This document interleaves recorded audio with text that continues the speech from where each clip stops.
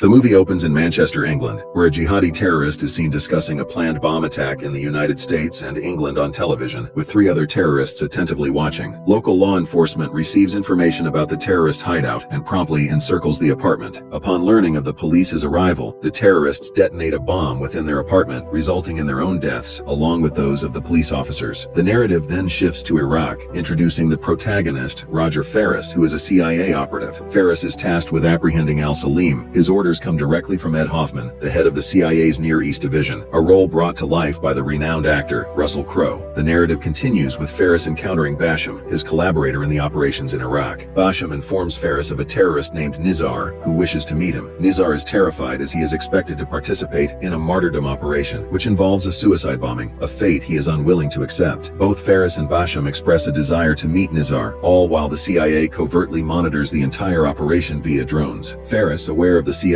surveillance, instructs them to withdraw their drones to prevent any complications, assuring them that he will manage the situation independently. Upon meeting Nizar, Ferris learns that Nizar possesses incriminating evidence against al-Salim, making Nizar's survival precarious. Nizar expresses a desire to relocate to the USA and pursue a PhD. Nizar consents to provide all the evidence to Ferris, but in exchange, he requests political asylum in the USA. Asylum is typically sought by individuals who feel their safety is compromised in their home country. Ferris discusses this with his superior, Hoffman, who categorically denies the asylum request and instructs Ferris to extract information from Nizar. The story progresses with Nizar heading to a market under the watchful eyes of Ferris and Basham. Abruptly, a black van pulls up and armed terrorists emerge, attempting to abduct Nizar. Recognizing that Nizar has seen both him and Basham, and fearing their cover could be blown if Nizar were to reveal their identities, Ferris makes the decision to shoot Nizar. Subsequently, Ferris and Basham travel to Balad, a city in Iraq, acting on information provided by Nizar that al-Salim maintains a safe house there. Upon arrival, they witness terrorists setting fire to the stairs. In an attempt to preserve the records as evidence, Ferris opens fire, leading to a chaotic exchange of gunfire. Concurrently, Basham relays this information to CIA headquarters, prompting the dispatch of several helicopters for their assistance. Amidst this, Ferris and Basham attempt to escape, pursued by numerous terrorists. The indiscriminate gunfire persists, and during the chaos, their vehicle is struck by an RPG fired by a terrorist, resulting in Basham's death and severe injuries to Ferris. Upon regaining consciousness, Ferris finds himself in a hospital at a U.S. military base. He receives a call from Hoffman, who offers him the option to take a few days off if he wishes. Despite his injuries, Ferris is determined to carry on with his mission. Consequently, Hoffman directs him to Amman, where he is likely to find leads on al-Salim. Upon arrival in Amman, Ferris is assigned an assistant named Skip. Ferris visits the U.S. Embassy and interacts with an officer there, but their relationship is strained. As a result, Ferris assumes full control of the operation. In Amman, Ferris encounters Hani Salim, an officer from the Jordanian intelligence agency. Ferris requests Hani's assistance in capturing al-Salim, a proposition Hani initially rejects. However, after Ferris presents him with photographs and evidence of a safe house in Amman, Hani consents to help. Before parting, Hani warns Ferris against deceiving him. The following day, Ferris and Skip stake out the safe house. At the safe house, Skip spots a man named Ziad Abashi. Skip reveals that Hoffman had dispatched him to surveil the safe house, a fact that angers Ferris as he was unaware of this. Ferris is displeased with Hoffman's tendency to meddle in his operations, as it could potentially compromise his undercover status. Upon learning about the CIA's involvement, Ferris promptly vacates the safe house. His fears materialize when Ziad inadvertently exposes his identity to a terrorist within the safe house, who then flees to inform his associates. However, Ferris pursues and apprehends the terrorist, ultimately killing him. He stages the murder to appear as a robbery, thereby avoiding suspicion. During this incident, Ferris is bitten by dogs and seeks treatment at a local hospital. There, he encounters Aisha, who administers a dose of Raviz's vaccine. She assures him that he can receive subsequent doses at any hospital. Later, we see Ferris at the U.S. Embassy, engaged in a heated argument with Hoffman. He firmly instructs Hoffman not to interfere with his mission. Hani summons Ferris to his office, where the scream of a man echoes through the room. The source of the scream is revealed to be Ziad Abashi, who had jeopardized Hani and Ferris's mission under Hoffman's orders. Hani informs Ferris that Ziad is being disciplined for meddling with the operations of Jordanian intelligence. The scene then shifts to Amsterdam, Netherlands, where a man retrieves a piece of paper from a trash bin. The paper bears the name of a location. Shortly thereafter, a bomb detonates at the specified location. Ferris, Hani, and al-Salim watch the ensuing chaos unfold on television, witnessing the tragic loss of numerous innocent lives in the blast. In the following scene, Hani and Ferris arrange a meeting with a man named Mustafa Karim. His address was found attached to the photographs that Ferris had previously presented to Hani as evidence. Mustafa Karim is an operative within al-Salim's terrorist organization. Hani spares Karim's life, but in exchange, he requests that Karim remain in al-Salim's Salim's group and work as his informant. This would allow Honey to gain insights into Al-Karim's plans and whereabouts. Subsequently, we see Hoffman arriving in Amman with the intention of apprehending Al-Salim, particularly after the devastating bomb blast in Amsterdam. The pressure to capture Al-Salim intensifies, given the significant loss of innocent lives in the recent explosion and the potential for more such incidents in the future. Hoffman, after meeting with Ferris, proceeds to Honey's office for a discussion. He proposes to Honey that they should abduct Mustafa Karim to extract information about Al-Karim. Honey, however, rejects this idea, stating that it is not his modus operandi. He further explains that Mustafa Karim is unaware of any details about Al-Karim, but he could prove to be a valuable asset in the future. Honey has kept Karim under his control, akin to a pawn, and warns Hoffman that his methods are unsuitable for their line of work. Despite this, Hoffman has other plans in mind. Ignoring the objections of Ferris and Honey, he dispatches Skip to kidnap Karim in hopes of gaining some insight into Al-Karim. As it turns out, Hoffman's plan backfires. Skip fails to apprehend Karim, who manages to escape. In the subsequent scene, Ferris returns to the same hospital where he previously received an injection from a nurse named Aisha. After receiving another injection, he extends an invitation to Aisha for a date, to which she agrees. They are seen enjoying lunch together. As Ferris is escorting Aisha back to the hospital in the evening, they are intercepted by one of Honey's associates. This man instructs Ferris to accompany him to the safe house, rumored to be a hideout for Al-Karim's terrorist group. The sight that greets Ferris at the location is alarming. The entire building is ablaze, devoid of any occupants, and all evidence has been incinerated. Overwhelmed by the situation, Ferris is seen clutching his head in distress. Subsequently, Honey's associate escorts Ferris to Honey, who is visibly furious. He interrogates Ferris about his knowledge of this covert operation. Ferris denies having any information, attributing the entire incident to Hoffman. However, Honey remains skeptical and gives Ferris an ultimatum. He has 12 hours to leave the country. I want to make it clear that I won't be held responsible for whatever happens to you afterward. In the next scene, we witness Ferris meeting Hoffman in Washington, and he is extremely angry with him. The reason for Ferris's anger is that Hoffman's actions led to the complete failure of their mission. Now, Honey is preventing Ferris from entering Jordan as a result. In response, Hoffman claims to have a plan to send Ferris back to Jordan. Ferris suggests to Hoffman an idea to capture Al-Karim. He proposes planning a fake bomb explosion, hoping that Al-Karim will attempt to discover the culprits. By doing so, they can uncover his location and gather information about him. To accomplish this, Ferris seeks the help of a hacker. Together, they search for a suitable witness whose name can be utilized for the staged bomb blast. These individuals decide to use a person named Omar Siddiqui as a scapegoat to carry out this operation. In the following scene, we see Ferris in Dubai, where he travels to meet Omar Siddiqui. On the same evening, Ferris visits Omar's hotel room. He plants a device in Omar's laptop to hack it, thereby granting Karland access. Karland then proceeds to hack Omar Siddiqui's laptop, fabricating emails and creating counterfeit bank accounts. He transfers money into these accounts to make it appear as though Omar Siddiqui is responsible for the bomb blast. In the following scene, Hoffman informs Ferris that Honey wishes to recall him to Amman to collaborate on Al-Karim's case. Upon Ferris's arrival in Amman, Honey invites him to his office for a discussion. Honey apologizes for his past conduct and emphasizes the importance of avoiding errors this time around. Ferris then retrieves his old AR Skip. He warns Honey that if the previous incident were to recur, the consequences would be severe. In the subsequent scene, Ferris returns to the hospital where he previously received injections to meet Aisha. Aisha informs him that her family wishes to meet him, to which Ferris consents. That same evening, Ferris visits Aisha and meets her sister and two nephews. They share a meal together, but Aisha's sister harbors a dislike for Ferris due to his American nationality. The American-Iraq War has caused significant distress for Jordan and its citizens. Meanwhile, the CIA continues its investigation into the fabricated bombing case. With Karland's assistance, Ferris receives counterfeit emails from Omar Siddiqui's account, making it appear as though Siddiqui is implicated in the bomb blast. To further this deception, fake corpses are staged at a U.S. military base in Turkey, simulating the aftermath of a bomb explosion. News of the bomb blast is disseminated widely through the media, ensuring that everyone is aware of its authenticity and the significant damage inflicted on the U.S. military base. Al-Karim, upon seeing the news on television, becomes anxious and instructs his followers to identify the perpetrator. Simultaneously, Omar Siddiqui is alarmed by the fabricated emails linking him to the bomb blast and hastily flees his office. Ferris, in conversation with Hoffman, expresses his concern that Al-Karim's followers will target Siddiqui. He proposes sending Siddiqui to the U.S. for safety, but Hoffman categorically rejects this idea. Ignoring Hoffman's refusal, Ferris takes it upon himself to protect Siddiqui. When Ferris approaches him, Siddiqui recognizes him from their previous encounter in Dubai. However, due to his heightened fear, Siddiqui disregards Ferris's words and attempts to escape. Amidst this chaos, Al-Karim's followers manage to abduct Siddiqui and subject him to interrogation. During the questioning, it is revealed that Omar Siddiqui is not responsible for the bomb blast. Despite this, he is killed, and his body is discovered in a trash bin the following day. Subsequently, Ferris has a conversation with Hoffman, expressing his inability ability to continue with the operation. He is deeply troubled by the innocent lives lost due to his actions and fears more casualties in the future. He informs Hoffman of his decision to abandon the operation midway and return home. Upon reaching his apartment, Ferris finds an envelope containing photographs of himself and Aisha. This leads him to believe that Aisha has been abducted. He rushes to Aisha's apartment in search of her, but finds it empty. Distressed, Ferris seeks Honey's assistance and discloses the truth about Omar Siddiqui. Upon discovering that Ferris has deceived her once more, Honey unequivocally declines to assist him. Meanwhile, Hoffman arrives in Jordan, where Ferris informs him about Aisha's abduction. Ferris dials Aisha's number, and an unknown individual answers, instructing Ferris to meet at a specified location. Ferris consents to exchange his life for Aisha's safety. A man escorts Ferris to a remote area. Concurrently, Hoffman is monitoring Ferris via drones. Suddenly, numerous cars appear and begin to encircle Ferris, kicking up a dust cloud that obscures Hoffman's drone vision. Several individuals exit the cars and usher Ferris into one of them. The cars then scatter in various directions, leaving Hoffman perplexed as he struggles to determine which direction Ferris has been taken. Next, we observe Ferris being taken to a terrorist camp. Here, he is bound to a chair, and everything is captured on camera. Al-Karim then enters the scene. Ferris questions Al-Karim about Aisha, but Al-Karim appears to be ignorant of her. This leads to a somewhat nonsensical exchange between the two. Ferris then warns Al-Karim that a CIA agent is among them, leading to Al-Karim's men beginning to torture Ferris, even going as far as to sever his fingers. Al-Karim subsequently orders Ferris's execution. However, before Al-Karim's men can carry out the order, the Jordanian police arrive and rescue Ferris. As Al-Karim attempts to flee the scene, he is apprehended by an officer named Honey. Later, we see Ferris, our protagonist, recovering in a hospital. Honey visits him and reveals that he was the one who abducted Aisha. He explains that he learned about Al-Karim through Mustafa Karimi and used Ferris as a means to apprehend Al-Karim. Next, we see Hoffman approach Ferris with the proposition of a desk job. However, Ferris declines the offer, expressing his desire to remain in his current location for a few more days. Despite Hoffman's warning about the dangers of staying, Ferris decides to leave. As the movie concludes, we find Ferris at a market purchasing sweets for Aisha. He notices some individuals who he identifies as CIA agents and realizes he is under surveillance. He glances up at the hovering drones. Over the microphone, an officer inquires if Hoffman wants to continue monitoring Ferris. Hoffman responds in the negative, stating, "Leave him alone. He is now responsible for himself." The movie ends on this note. And with that, the movie ends.